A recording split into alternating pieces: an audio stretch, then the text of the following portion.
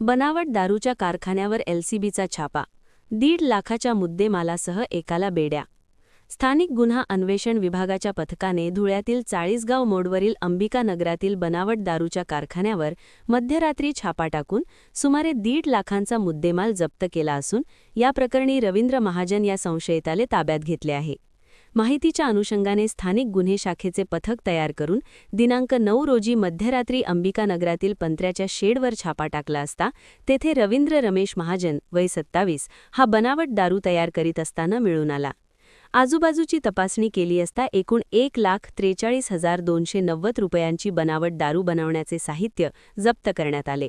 बनावट दारू प्रकरणात महाजनला पोलिसांनी ताब्यात घेतले असून आणखी दुसरा आरोपी निष्पन्न झाल्याचे पोलीस सूत्रांनी सांगितले.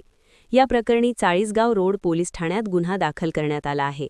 पोलीस अधीक्षक श्रीकांत धिवरे व अपर पोलीस अधीक्षक अजय देवरे यांच्या मार्गदर्शनाखाली स्थानिक गुन्हे शाखेचे पोलीस निरीक्षक श्रीराम पवार, पो.उनी अमरजीत मोरे आणि पोलीस अंमलदार पवन गवळी, सचिन गोमसाळे, राहुल सानप, देवेंद्र ठाकूर, आरिफ पठाण व मयूर पाटील यांच्या पथकाने केली.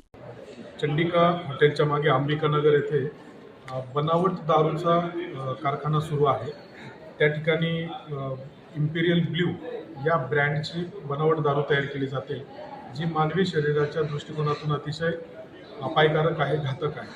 त्या अनुषंगाने माननीय पोलीस अधीक्षक श्री श्रीकांतजी धिवरे सरांच्या मार्गदर्शनाखाली स्थानिक गुन्हे शाखेचे एक पथक तयार करण्यात आले. त्या पथकाने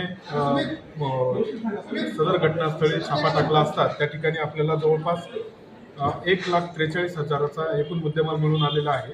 त्यामध्ये स्पिरिट, त्यानंतर बॉटल्स, त्याचे इम्पिरियल ब्ल्यू नाव असलेले त्याचे झाकण, अशी सर्व साधन सामग्री त्या ठिकाणी मिळून आलेली आहे. ती गुन्ह्याच्या तपासकामी ताब्यात घेऊन सदर गुन्ह्याच्या अनुषंगाने चाळीसगाव रोड पोलीस स्टेशन येथे गुन्हा दाखल केलेला आहे. या गुन्ह्यातील प्रमुख आरोपी रवींद्र रमेश महाजन, राहणार दसरा मैदान, सहजीवन नगर, धुळे, यासुद्धा ताब्यात घेण्यात आलेले आहे. याच्याबरोबर अजून काही याचे साथीदार आरोपी आहेत का, त्याचा तपास सुरू आहे. तसेच यांनी ही दारू तयार करण्यासाठी आवश्यक असलेला मुद्देमाल कुठून विकत घेतलेला आहे याचा तपास सुरू आहे.